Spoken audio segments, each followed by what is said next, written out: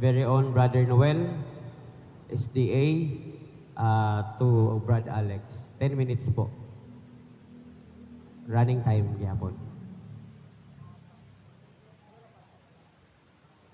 Explain. Then, balik tayo 1 minute sa question, answer, ganon.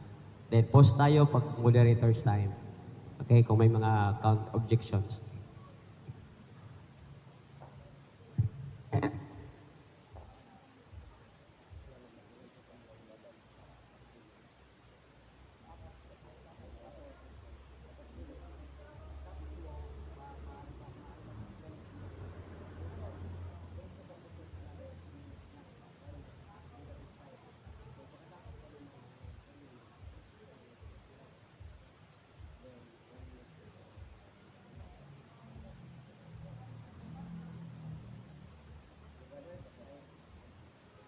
Okay. Sige.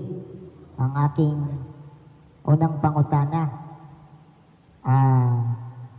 May nakapunta na bang tao na namatay na pupunta na sa langit? O may nakakadto na ba na tao na namatay dito sa langit? Fala sa question. Objection, Mr. Moderator, no? Fala sa question. Ibig sabihin, may presumption ka na, tao. Tao, akong i-explain kanina, na ang tao, kauban ng espiritu. Alangan man mga to, luksong to. No?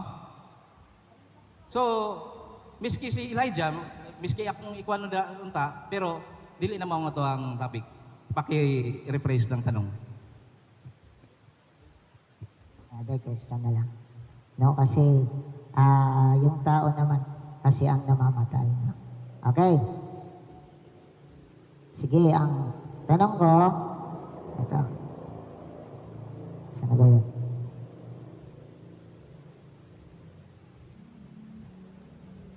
Nagtakbong oras? Ay, ang tanong ko,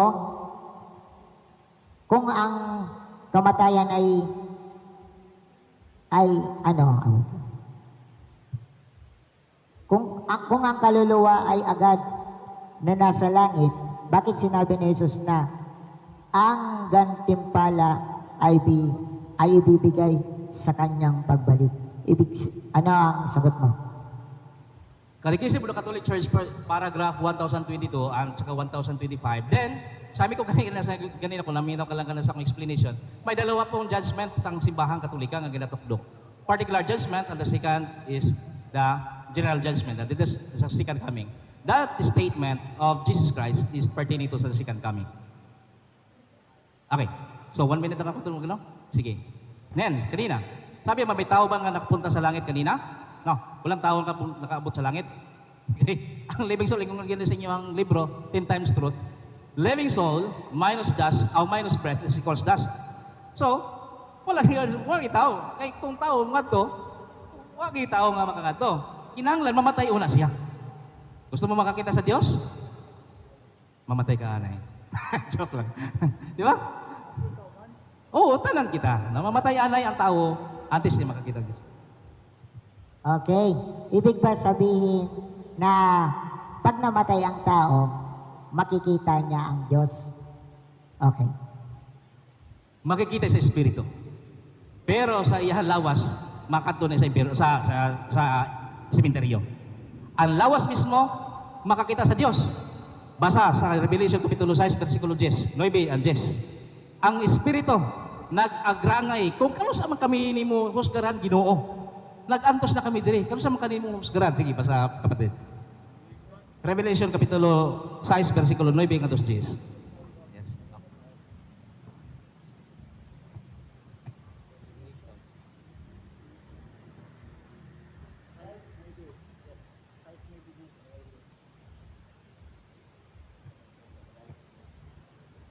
Okay, Revelation, Apocalypse 6, verse 9 to 10. Verse 9, nang buksan niya ang ikalimang tatak ay nakita ko sa ilalim ng dambana ang kaluluwa ng mga pinaslang dahil sa salita ng Diyos at dahil sa patutuong taglay nito. Then, sila'y sumigaw ng may malakas na tinig, kailan pa, o makapangyarihang Panginoon, banal at totoo, bago mo hatulan at ipaghiganti ang aming dugo sa mga naninirahan sa ibabaw ng lupa. Thank you. Klaro, no? Sabi mo, may espiritu na ba nakakita sa Diyos? Yes. Revelation Kapitulo 9, Revelation Kapitulo 6, versikulo 9 hanggang 10. May nakaharap na ba sa Diyos? Yes. Ang mga espiritu ng mga martir, mga pinatay, di ba? Unsay gingon kanina? Nag-agrangay sila. Kailan pa kami? Okay, sano pa kami nimo paghahusgaran? Panginoon.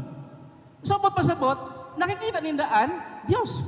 Ay kung sino pa naman na tao na masabi ka na, sano pa naman kami nimo dalaw, o sano pa naman kami mo tagaan o bugas diri. Pero ang imong ginsabihan, wala dida.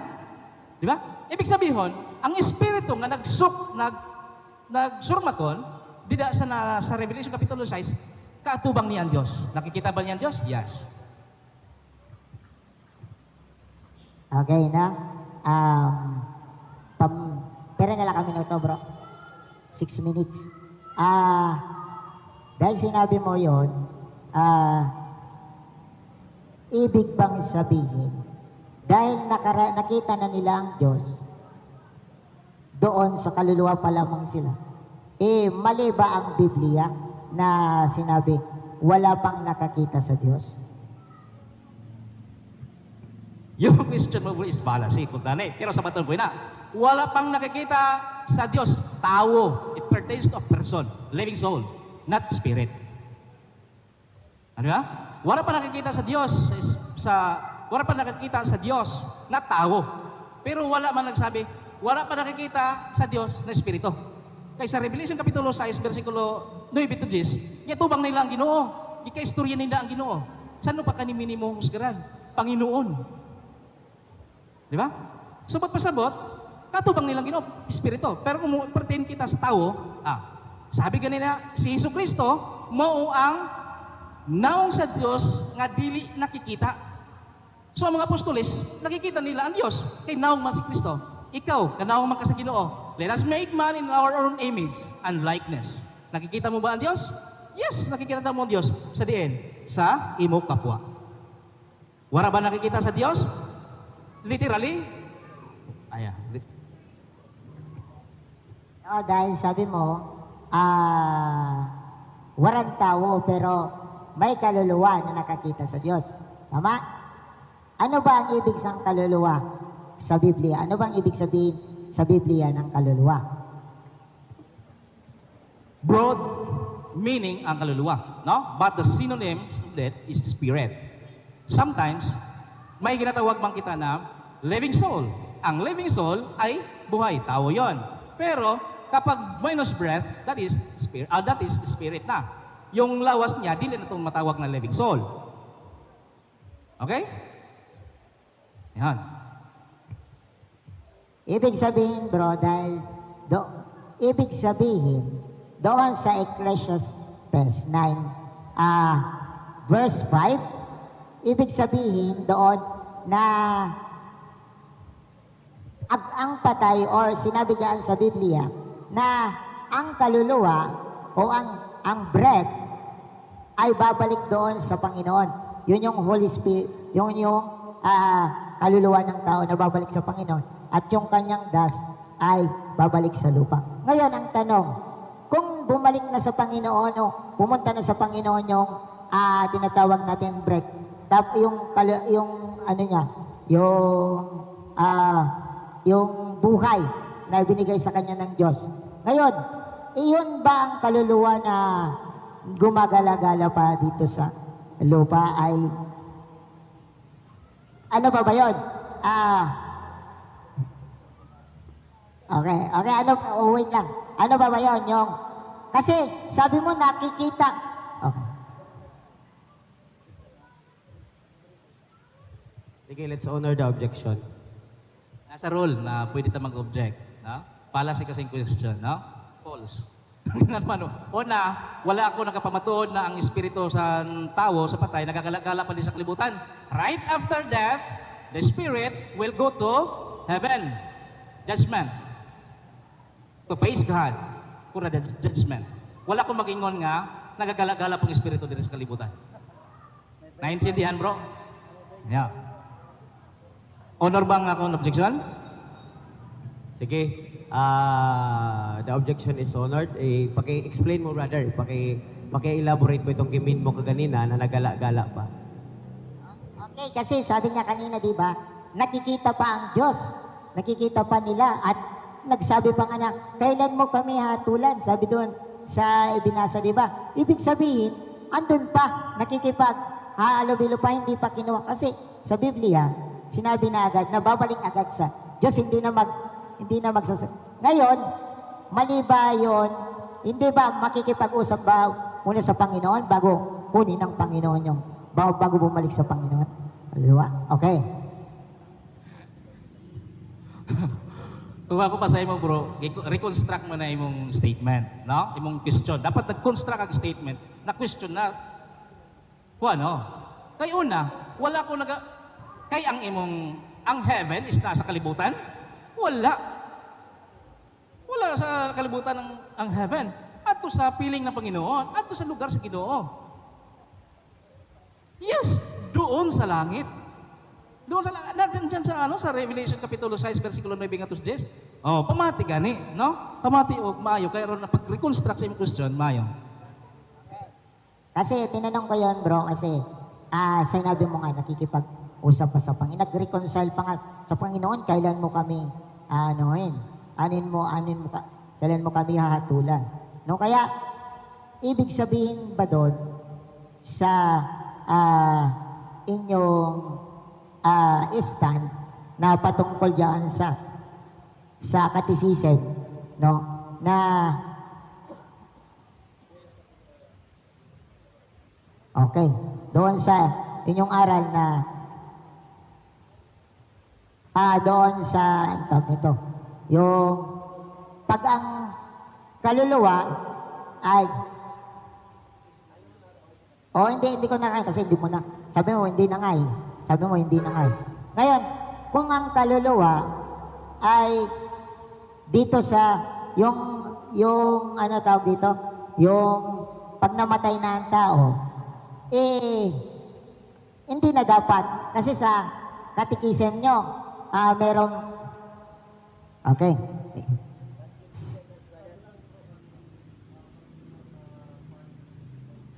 Okay, sige. Stop ko muna. Moderator's time. Ikaw na, brother. Sa pag-present naton bro sa atong question, pakisabi lang palihog particular part kundi ni siya na libro para masubay po tinda. Ano po? Yun lang. Thank you, Brad. So, ari may bago. Catechism of the Catholic Church. Kasi may na-prepare mo, brother. Anong part sa Catechism ng Catholic Church? Sino?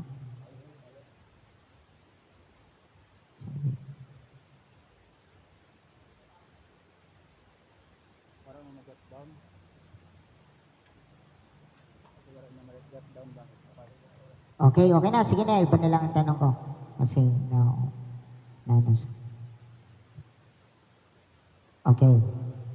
Kasi sa tema natin, papatunayan niya na ang patay ay agad-agad napupunta sa langit o sa impyerno kapag ito ay namatay na. Di ba? Di ba yun, sir? Ang tanong ko, sir, kasi yung word na agad-agad, pupunta na agad yan. Yung agad-agad ba yung hindi pa ba madali bang pupunta or maghihinto muna?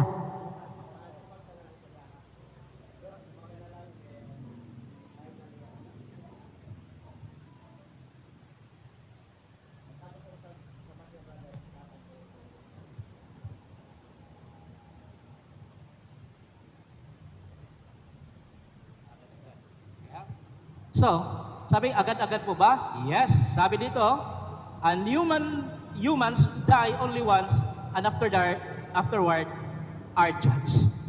After which is judgment. Hebreo Kapitulo 9, versikulo 27. Ah. Binasa natin na bro.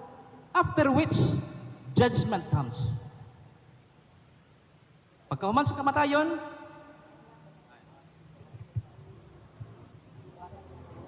Okay, Hebreo 9 verse 27. At yamang itinakda sa mga tao ang mamamatay na minsan at pagkatapos nito ay ang paghukom. after death, judgment comes. Wala magingon nga, waiting for the second coming is the judgment. No? After which, judgment comes. Sa inyo pa ng Biblia, Seventh-day Bible. Wala ko ganit gamit ang among Bible, oh. Sige. Next.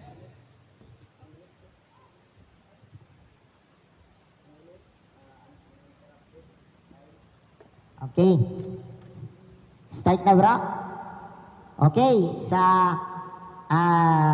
ang sa amin, o ang hindi kami naniniwala na ang kaluluwa ay agad napupunta sa langit o sa impyerno. Sa oras ng kamatayan, hindi dahil sa tradisyon o ng ng aming mga tukdo sa Biblia, no? Tradisyon ng iglesia, kundi dahil sa tuwirang turo ng Biblia, kaya doon kami nag-i-stand, no? Kasi ang ating tema ay pag namatay, no? Agad-agad pupunta sa langit o sa impyerno, no? Ang tao yon. Yon yung Kaya dito sa amin, hindi kami naniniwala na ang kaluluwa ay agad-agad pupunta sa langit, no? Pupunta sa langit o sa impyerno sa oras ng kamatayan. Hindi dahil sa Kasi sabi dito sa binasa nyo sa Ecclesiastes 9 verse 5, nasabi diyan ang kamatayan ay ang patay, no? Kung babasahin natin diyan, no, na ang patay ay wala nang alam. No, makibasa nga ako sa 9.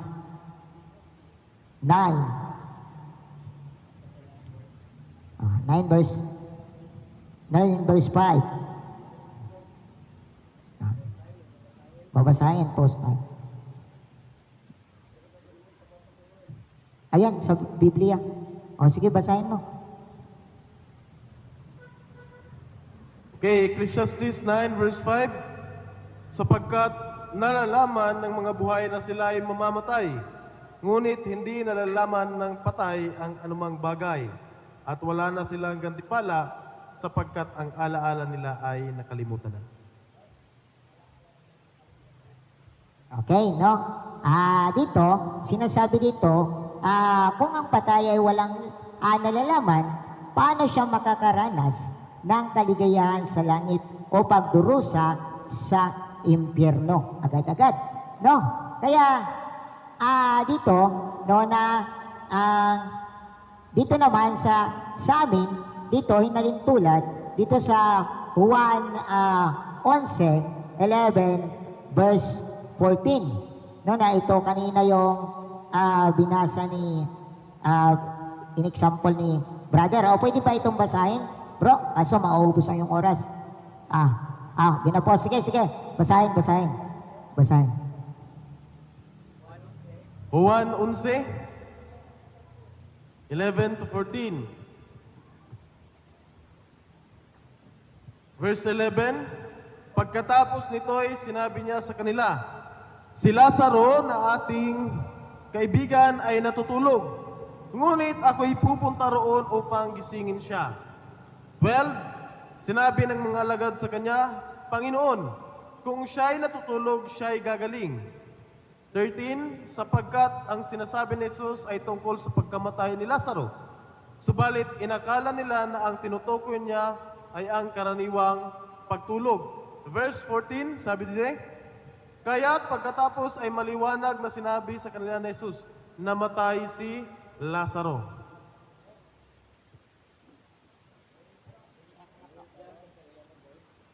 To 14. Di dyan, sinabi, si Jesus mismo ang nagturo na ang kamatayan ay tulad ng tulog. Hindi agarang buhay sa ibang dimensyon, no? Hindi agarang buhay sa ibang dimensyon na inaano nila. Okay, dito sa Juan 5 verse John 5 verse 28 and 29. Pakibasa ako, Brother Not.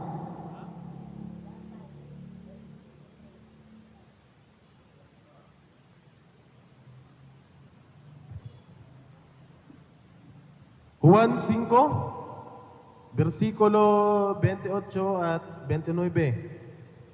28, huwag ninyong ipagtaka ito sapagkat dumarating ang oras na ang lahat ng nasa libingan ay makakarinig ng kanyang tinig. 29, at magsisilabas ang mga gumawa ng mabuti ay tutungo sa pagkabuhay na muli sa buhay, at ang mga gumawa ng masama ay tungo sa pagkabuhay na muli sa kahatulan. Sinabi po doon, no, na ang lahat na nasa mga libingan ay makakarinig ng kanyang tinig at magsisilabas. Nung magsisilabas sila, ito ay tumutukoy sa kanyang pagbabalik, no? Ibig sabihin ay doon pa sila, nung wala pa sila sa langit. Kaya hindi sila nasa langit o sa impyerno. Nasa libingan sila na naghihintay tawagin ng Diyos. No, yun po, no, na ang patay ay naghihintay lamang, no? Okay. Dito sa 1 Thessalonica 4 verse 16. Pakibasa ako dito sa 1 Thessalonica 4 verse 16. Isa pang time note.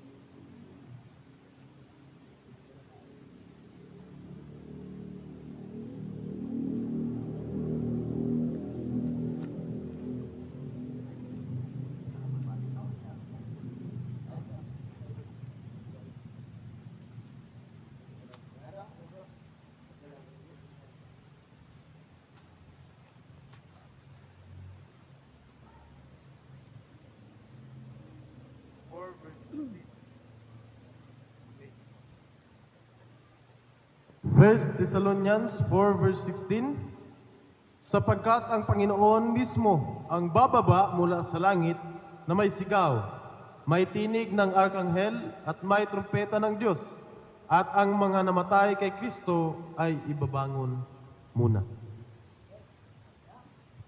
Makalinaw po, no? Nasabi diyan sa 1 Thessalonica 4 verse 16, ang mga nangamatay kay Kristo ay mga bubuhay na maguli. Sila ang uunahin bubuhayin.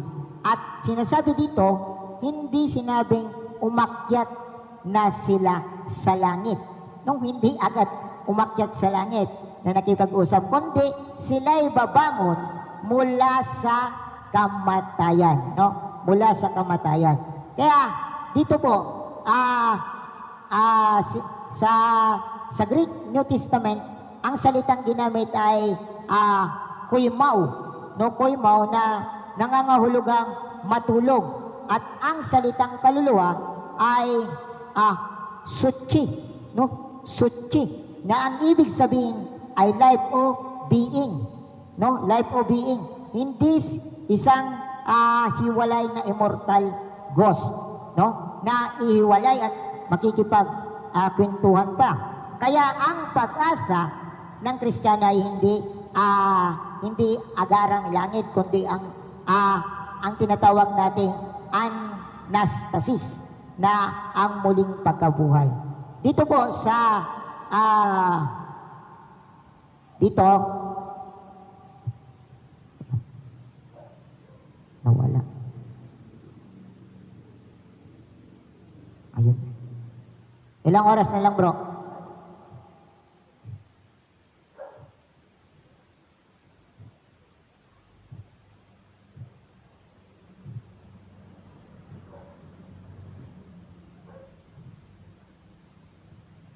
Ito, tapos na to. Kay Lazaro, tinawag niya. Dito sa, ulitin ko, no, kasi nawala yung, ano. Dito sa Dito na. Ito na, ito na. Ito na yung kanina na binasa dito sa Ecclesiastes 9 verse 5 and 6 na kami ay hindi, ito po ay narito ang sabi dito na ang kompletong listahan dito na tumutukoy dito sa verse na sa Ecclesiastes. Pakibasa ako not sa Ecclesiastes ay 9 verse 5 and 6. Pero wag na lang, mamaya na. Nabasa na yung verse 5 lang kasi yung 6 wala pa.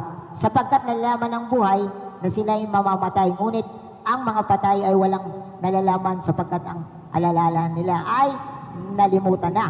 No? Ipinapakita ng talatang ito na wala ng aktibong kamalayan ang patay. Hindi sila nag-iisip, hindi sila nakakalam at wala silang pakikialam sa mga nangyayari sa mundo.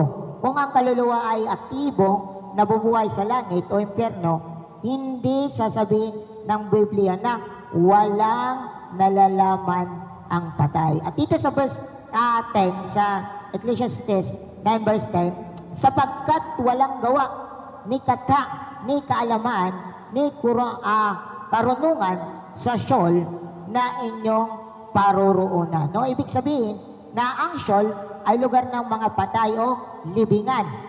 No, o libingan. O sinasabi rito na doon ay walang kaalaman, no, ang Sheol, no?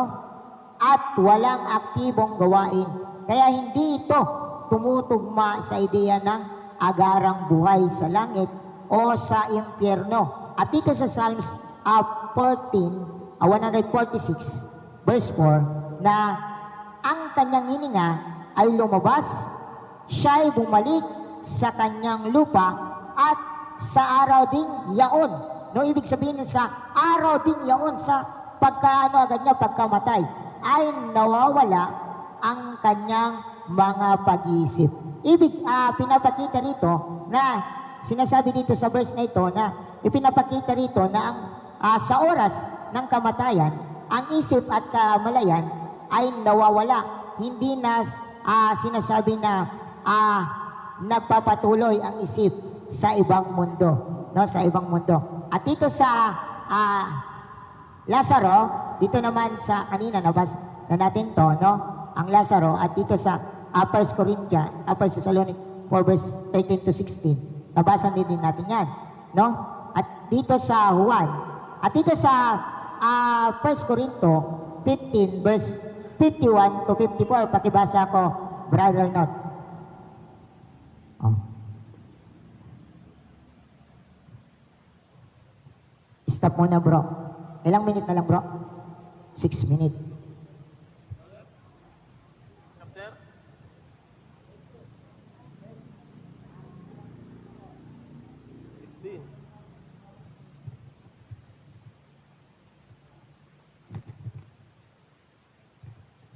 Verse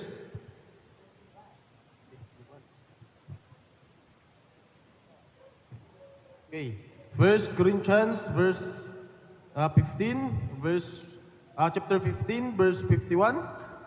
Makinig kayo, sasabihin ko sa inyo ang isang hiwaga. Hindi tayong lahat ay mamamatay, ngunit tayong lahat ay babaguhin. 52. Sa isang saglit, sa isang kisapata, sa huling pagtunog ng trumpeta, sapagkat ang trumpeta ay tutunog at ang mga patay ay mabubuhay, na walang pagkasira at tayo'y babaguhin. 53. Sapagkat kailangan na itong may pagkasira ay magbihis ng walang pagkasira, at itong may kamatayan ay magbihis ng walang kamatayan. 54. Subalit kapag itong may pagkasira ay mabihisan ng walang pagkasira at itong may kamatayan ay mabihisan ng walang kamatayan, ay mangyayari ang salitang nasulat. Ang kamatayan ay nilamon sa pagtatagumpay. Okay, dito, sinasabi dito, no, na sa huling pakatat, ang mga patay ay mga bubuhay. Ang ibig sabihin dito, na sinasabi dito, ang immortalidad ay hindi tinatanggap sa kamatayan, kundi sa sandali ng muling pagkabuhay. Ibig sabihin, hindi natural na likas na immortal ang kaluluwa. No? Dito sa Hope 14 verse 12, no, na sinabi diyan sa Hope 14 verse 12, tama ba ako? 14 verse 12, Brother Not, basahin mo.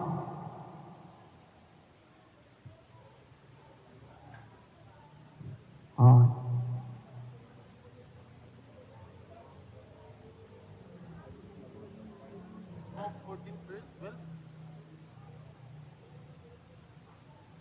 Job chapter 14 verse 12. Gayon ang tao ay humiga at hindi bumabangon. Hanggang sa ang langit ay mawala, siya ay hindi na muling magigising, ni mapupukaw man sa kanilang pagkakatulog. Hinambing naman sa pagkakatulog. Ngayon, ang sinasabi po diyan, no, sa Hope 14 verse 12, na ang tao ay namamatay at hindi na bumabangon, ni magigising man sa kanilang pagkakatulog. Ibig sabihin, nilalarawan muli ang kamatayan bilang isang mahimbing na tulog hanggang sa itinakdang oras ng Diyos. No? At dito sa Daniel 12 verse 2 na sinabi diyan, no, marami sa nangatutulog sa alabok ng lupa ay magigising, no? Ang ibig sabihin diyan, kung yung babasa nyo diyan, no, sinabi diyan yon, no, kung atin pa ipababasa, kasi nagmamadali kayo, no, kasi may lakad pa kayo. Okay, ang ibig sabihin po diyan, no, ang pag-asa ay nakatuon sa pagkagising mula sa alabok, hindi sa pagpunta ng kaluluwa sa ibang lugar sa oras ng kamatayan, na pupunta pa sa makikipag-usap pa sa Diyos. So, hindi po. Kasi dito po, yung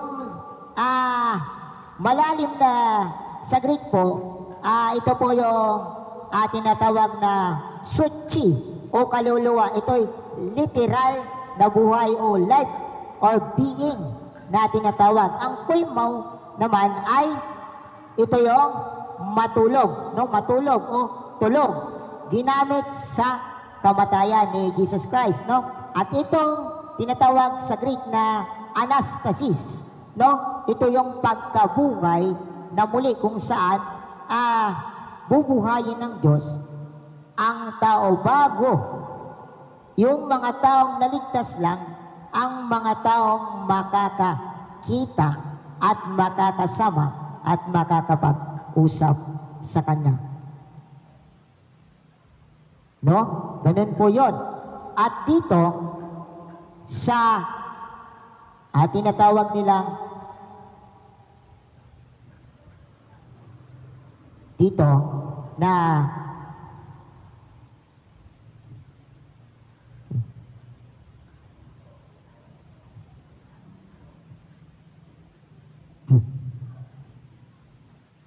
ito yun.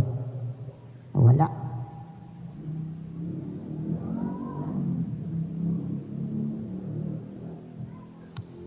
Ito yun, no?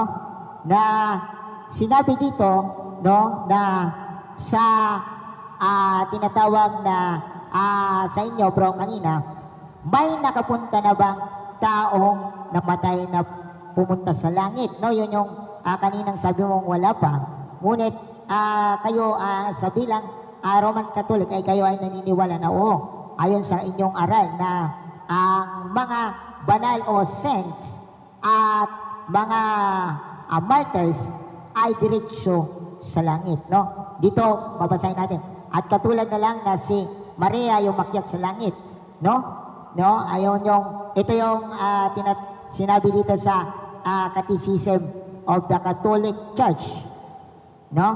Paragraph 1023, na ang mga patay o ang mga namatay na perfectly purified agad nasa langit, no? Agad sa langit, no? Ay agad sa langit agad, no? Okay, babasahin pa po. O stop natin ang time o babasahin. Stop natin ang time? O stop ang time, basahin. Basahin. Okay, Catechism of the Catholic Church, paragraph 1023. Those who die in God's grace and friendship and are perfectly purified live forever with Christ. They are like God forever, for they see Him as He is, face to face. Face to face. Okay, yun no? Na, doon, no? Na, pero walang malinaw na talata sa Biblia na nagsasabing karaniwang tao ay agad na nasa langit pag namatay, no? Pag namatay na ang tao, no? At doon sa binasa natin, ilang minuto na lang, bro? No, doon sa doon nga sa Ecclesiastes 9 verse 5, no, na ang tao kapag namatay na ay wala na nalalaman at wala na siya tinatawag na sapagkat nalalaman ng buhay na sila'y namamatay. Ngunit ang mga patay ay walang nalalaman sapagkat ang alaala nila ay nalimot na. Ibig sabihin, hindi na sila makakapag-usap o ano pa man ang kanilang tala. Ibig sabihin, yung pinapakita ng talatang ito, na wala ng aktibong kamalayan ang patay. No, hindi sila nag-iisip, hindi sila nakakaalam, no? At wala silang pakialam sa mga nangyayari sa mundo. No? Kung ang kaluluwa ay aktibong nabubuhay sa langit o sa impyerno, hindi na sasabihin ng Biblia na walang nalalaman ang patay. No, yon. Okay. Di ba ba tapos, bro? Sige na.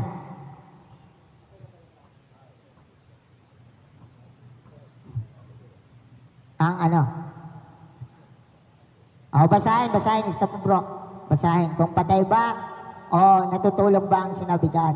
Sige.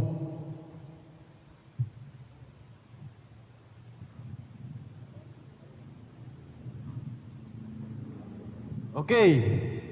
Ecclesiastes chapter 9 verse 5, sapagkat nalalaman ng mga buhay na sila ay mamamatay, ngunit hindi nalalaman ng patay ang anumang bagay at wala na silang gantimpala sapagkat ang alaala nila ay nakalimutan na. Basahon ko ni bro ang verse 6. Okay na daw. Ibig sabihin, hindi siya natutulog. Literal na patay talaga. Okay. Time na. Okay na. Yan. Okay na. Wait lang. Ready ba?